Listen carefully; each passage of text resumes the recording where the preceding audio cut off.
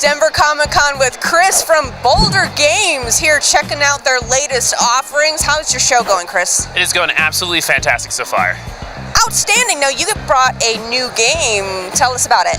We did. So we just came out with The Misadventures of Spunk and Splat, which is a Rick and Morty, Futurama inspired type of game. So if you like Kiff and Zach Brannigan, you're going to really like Spunk and Splat as well. So it's a really difficult side-scrolling platformer. So we're really talking to the person who's motivated by their frustration. So it's they keep playing again, and all of a sudden 30 minutes has passed. It's actually got a pretty good level of entry. It's pretty easy to pick up, but we do ramp that difficulty up, which extends that gameplay, and I think it's a pretty great game. Awesome. So where can we find that? So you can find it on mobile devices right now. It's only 99 cents. So go ahead and pick it up and play it in your waiting room time, your bathroom time. I know we all do that sometimes. And anytime you got a couple minutes to spare. Now, you also have some of your older games like RoboShark Rampage. Yes, I enjoyed that one quite a bit. What has the fan reaction been so far? It's been really positive. I think because we're showing a lot of casual games, we really hope that the person who's oh, I don't like video games, or I've never been good at something like this, can just pick up one of ours and have a really good time. Games are for everybody, and fun is for everybody, and we really take that into consideration when it comes to creating these games. RoboShark Rampage has been really fun. It's really popular in Russia for some reason. No one knows why. We also have Starballs, which just released on the Xbox about a couple weeks ago, and that's going to be on the iPad and mobile platforms as well. You can also find it on Steam, so it's pretty much everywhere at this point. And the reaction's been really great so far. It's just so cool watching someone play a game that you've been working on for so long, and you have a lot of passion behind it. And when that smile comes up after they finish a level, or get that hole in one, or get a pet in RoboShark Rampage, that's why we all really do this.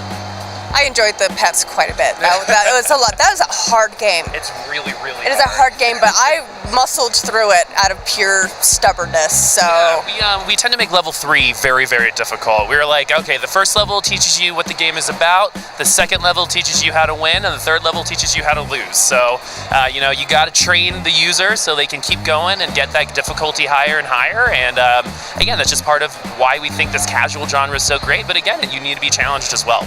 And where can we find more information about you for the kids at home?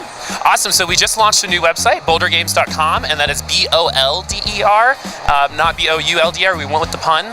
We're pretty excited about that. It's a brand new website, and then it's just / name of the game. So if you're looking for our new game Red, it is that's coming out next year. It's our horror game. It is bouldergames.com/red. Great. Well, thank you so much for your time, Chris. Always great to see you guys. Of course. For Video Game News Source, I'm HB Duran. You heard the man. Go check it out. I'm here with Nate G with Boulder Games, here to talk about his upcoming game, Red. How you doing today? I'm doing pretty good. It's exciting to be at Comic-Con again, and this time showing off something I'm working on.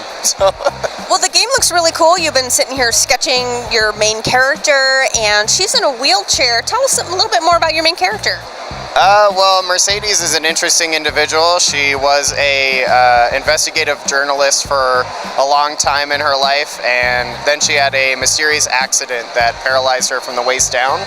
So a lot of the game is actually about trying to discover what the details of that accident and why it's kind of caused some trauma in her life, and also discover if it has anything to do with the nightmares that she's suffering from since then. Now, would you classify this as a horror game? Some of the artwork has looked very suspenseful and kind of dark. Tell us a little bit about that. All right. I mean, I would love to be able to describe it as a terror game, so I'm trying to make it that scary. But for now, we'll call it a horror game until it's a little farther along. But yeah, it's like a mystery, story-driven game. So there's no combat. There's no hiding in lockers for 5 minutes waiting for a monster to leave. It's about exploration and discovery, and it permeates throughout the game. So it's about finding the story and items and collectibles. So it's really, if you're interested in that kind of Silent Hill era of horror, the first 4, then you'll really like this game, and I hope that people enjoy it for that. And when can we look for this game? It's going to be coming out next year, hopefully early, but we'll see if we get that February deadline. And where can people find more information about it? You can definitely find out more at bouldergames.com, and there's a page for Red there. Great. For VideoGameNewsSource.com. I'm HB Duran. Let's get back to the floor.